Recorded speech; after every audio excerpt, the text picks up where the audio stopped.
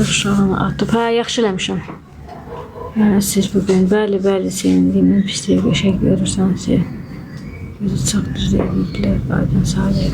Nə yazıb? Aydan Salih yaxşı bax. Aydan Salihə yaxşı bax. Baxacaq. Çox xoşbəxtəm. Sən də Sağ olun. xeyir işlərə inşallah gel, yaxşı. Az kız telefonu var. Allah telefonu. Telefonumu götür. Ha. Saçın başqa formalı yoxsa daha. Salam bugün də toy. Bəli, Salih Aydan təşəkkürlər. Var olur. Onları götürüb mənə saxlayardınız. Yaxşı. Dilinizi soxun qarnınıza. Gözün aydın balalarım, xoşbəxt. Amin. Çox sağ olun. Mənim pullarımı sizin kimi insanlar yeyir də. Zibilli uşağı. Mənim pullarımı necə deyim? Yəni valideynləri yoxdur, olmuyor. Yəni nə Aydanın, nə Salihin. Aydan xanımın övladlığa götürülüb. Anası burada. Salih bəyin də həmçinin atası rəhmətə gedib, anası da yoxdur. Və iki kimsəsiz uşaqların toyudur. Allah xoşbəxt eləsin. Biz də öz əlimizdən gələni kömək eləyib, dəstək olmuşuq. Və bunları tək qoymaq özümüzə qala bilmədik. Borc bildik ki, həmişə dayanlarında olur. Sen de toyda oynasın. İnşallah.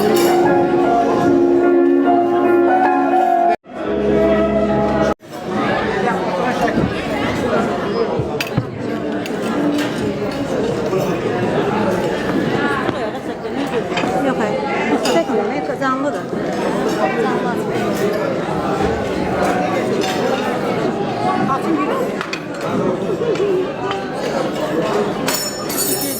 Sarısı yemeği verdi yoksa atsın. Var. Görünmüyor. Nereden bak?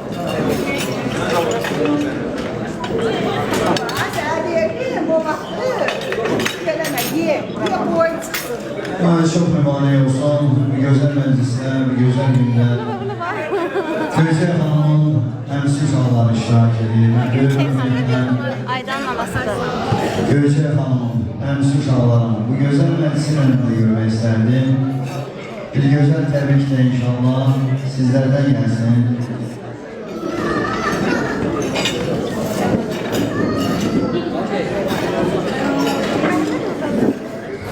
Zalı da gösteriyor.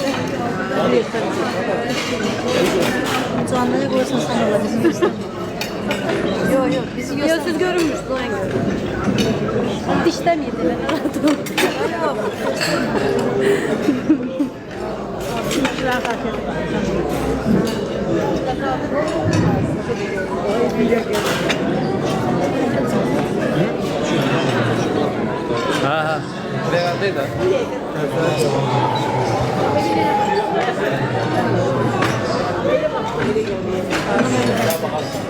Görün ne yazırlar, cevap yazalım.